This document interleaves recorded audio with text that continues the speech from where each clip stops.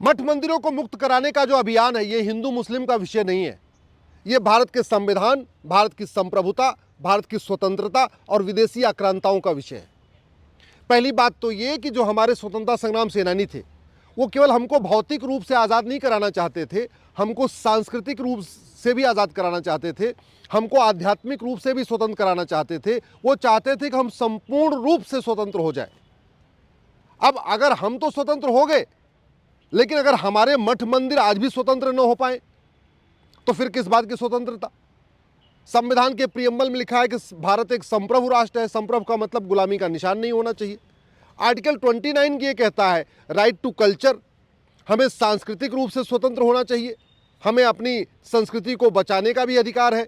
तो स्वाभाविक सी बात है जितने हमारे पौराणिक स्थान हैं वो भी स्वतंत्र होने चाहिए। आर्टिकल 49 में तो साफ साफ लिखा हुआ है ये केंद्र और राज्य सरकार का कर्तव्य है कि वो हमारे सारे ऐतिहासिक, धार्मिक, पौराणिक स्थानों को संरक्षित करे, उनको मैनेज करे, उनको मेंटेन करे। तो ये सरकार की भी ड्यूटी है कि वहशी दरिंदों के द्वारा जो हमारे मठ मंदिरों को तोड़ा गया था, उनको बदला गया था, उसको दोबारा रिस्टोर करे। मठ मंदिरों को मुक्त करने का अभियान ये केवल हिंदू मुस्लिम नहीं, ये राइट टू कल्चर का मामला है, ये राइट टू आइडेंटिटी का मामला है, ये राइट टू इंडिपेंडेंस का मामला है, ये राइट टू सोवरेंटी का मामला है, ये हमारी संप्रभुता का मामला है। इसलिए इसको हिंदू मुस्लिम में कंफ्यूज मत करिए। आज की डेट में हमारे जितने भी पौराणिक स्थान थे वो नहीं मिल रहे भारत के नक्शे पे। क्यों? क्योंकि यहाँ पे अंग्रेज़ों ने और मुगलों ने जानबूझ के जितने हमारे पौराणिक शहर थे, जो पहले के शहर थे, उनका नाम बदल दिया।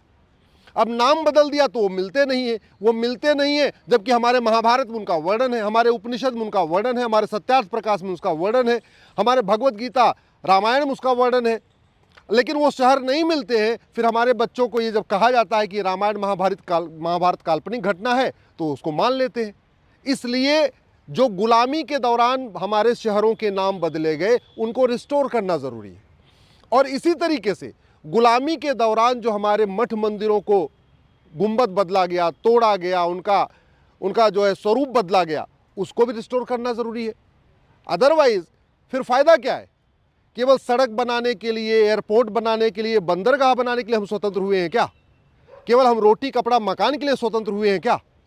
अगर हम अपनी जिस स्वतंत्रता के लिए वीर सावरकर ने काला पानी सहा, जिस स्वतंत्रता के लिए हमारे लाखों पूर्वज बलिदान हो गए, जिस संप्रभु भारत निर्माण के लिए लाल बाल पाल, भगत सिंह, सुखदेव, राजगुरु फांसी पे झूल गए, जिस संप्रभु भारत के लिए जलियांवाला बाग में हमारे पूर्वज बलिदान हो गए, अब अगर स्वतंत्र हो जाए तो केवल वोट बैंक की खातिर, केवल एक समुदाय को खुश करने के लिए हम ये कहें कि नहीं अब ठीक है, जो हो गया सो हो गया, कंटिन्यू होगा। क्यों? अरे भैया, उस समुदाय को समझना चाहिए कि बाबर, हुमायूं, तुगलक, गजनी, गोरी उसके पूर्वज नहीं थे। उस समुदाय को समझना चाहिए कि वो कन्वर्टेड हिंदू है। बाबर, हुमायूं, तुगलक, गजनी, गोरी औरंगजेब ने कन्वर्ट किया। उस समुदाय को समझना चाहिए कि रामकृष्ण ही हमारे पूर्वज हैं। वो समुदाय समझने के लिए तैयार नहीं है। फिर 100 करोड़ हिंदू कैसे समझेगा कि नहीं जो हो गया सो हो गया? हमारे पूर्वजों ने बलिदान किया। गुरु तेग बहादुर जी ने अपना गर्दन कटवाया। गुरु गोबिंद सिंह जी ने पूरा परिवार बलिदान कर दिया। हमारे चार साहिबजादों का क्या हुआ? संभाजी महाराज को किस तरीके से तड़पा के मारा। छत्रपति शिवाजी महाराज ने कितना बलिदान किया। वीर शिरोमणि राणा प्रताप जी ने जो लड़ाइयाँ लड़ी, वो क्या इस भारत के लिए लड़ाई लड़ी थी उन्होंने? कि हाँ ठीक है, उन्होंने लड़ा तो लड़ा, लेकिन अब हम आज़ाद हो गए, हमको रोटी कपड़ा मिल गया, हमको सड़क मिल जा रही है, हमको एयरपोर्ट मिल जा रहा, हमको ट्रेन मिल गई, बस इससे खुश हो जाए। मेरा ये मानना है कि जो लोग इसको हिंदू मुस्लिम बना रहे वो सबसे बड़े देश के दुश्मन हैं। ये हिंदू मुस्लिम का विषय नहीं है, ये विषय हमारी संप्रभुता का है, हमारे पूर्वजों के बलिदान का है। अगर छत्रपति शिवाजी महाराज के भारत में रहते हुए यहाँ औरंगजेब के नाम की या और भी वहशी दरिंदों के नाम की सड़क, मोहल्ले, गलियां हैं, तो इसका मतलब हम छत्रपति शिवाजी महाराज को अपना मुंह दिखाने लायक नहीं है।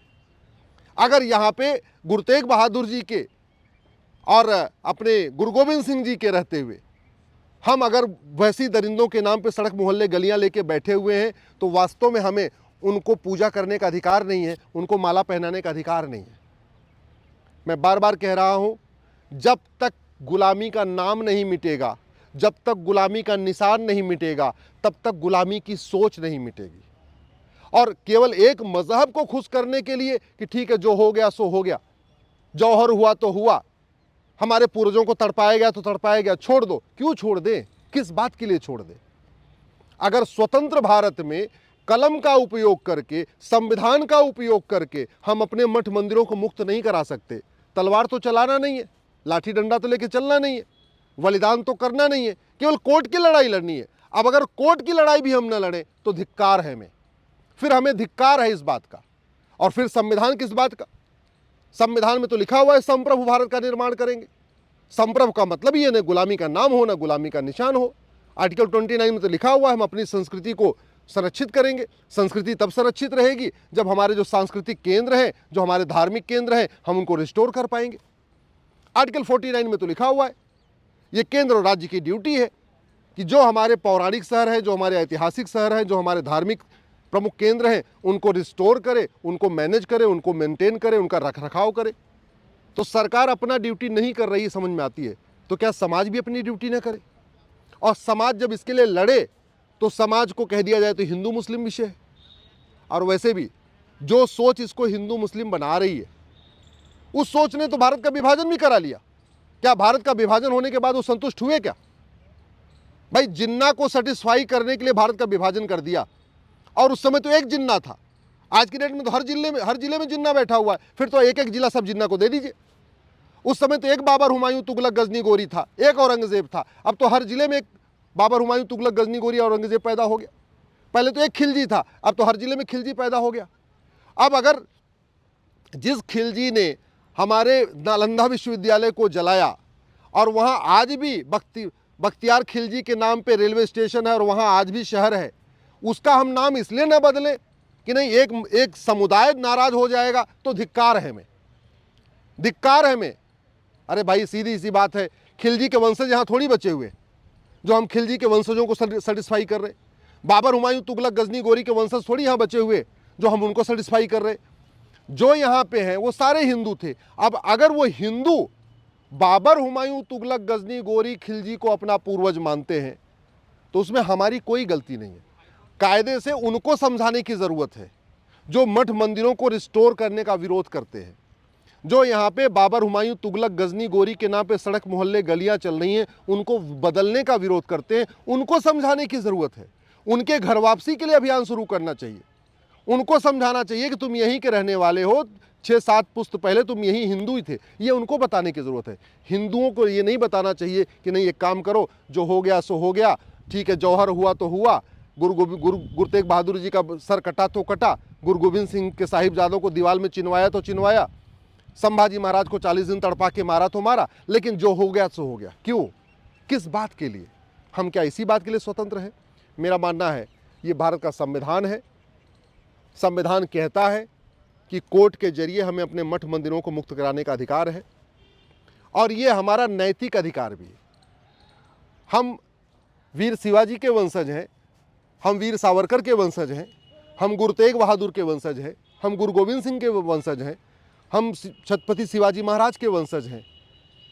हमारे पूर्वजों ने तो इतना बड़ा बलिदान किया और हम इतना भी नहीं कर पा रहे। केवल राजनीतिक संतुष्टिकरण के कारण, केवल राजनीतिक तुष्टिकरण के कारण हम ये कह दें कि नहीं नहीं ठीक है, जो अत्याचार हुआ तो हुआ, जो हुआ सो हुआ, अब उसको भूल के हमें आगे बढ़ना चाहिए। आगे किस लिए? केवल सड़क बनाने के लिए, हाईवे बनाने के लिए, रेलवे स्टेशन बनाने के लिए? फिर किस बात की रही? उन्होंने फिर तो उनका बलिदान व्यवहार बेकार चला गया, उनका फिर इतना बड़ा उनका त्याग, फिर तो हमारे वीर सावरकर जी का काले पानी की सज़ा बेकार हो गई। वो थोड़ी चाहते थे कि बाद में सरकार बनेगी और सरकार बनेगी और गुलामी का नाम भी चलेगा, गुलामी का निशान चलेगा। हमारे पूर्वजों ने कभी नहीं सोचा था कि स्वतंत्र भारत में भी गुलामी का नाम चलेगा, गुलामी का निशान चलेगा, गुलामी की कुरीतियाँ चलेंगी, गुलामी की कुप्रथाएं चलेंगी, गुलामी की पुलिस व्यवस्था चलेगी, गुलामी की न्यायिक व्यवस्था चलेगी, गुलामी की प्रशासनिक व्यवस्था चलेगी, गुलामी की चुनाव व्यवस्था चलेगी, गुलामी की टैक्स व्यवस्था चलेगी, गुलामी की व्यापार व्यवस्था चलेगी, गुलामी की लेबर सिस्टम चलेगा, गुलामी की कृषि व्यवस्था चलेगी।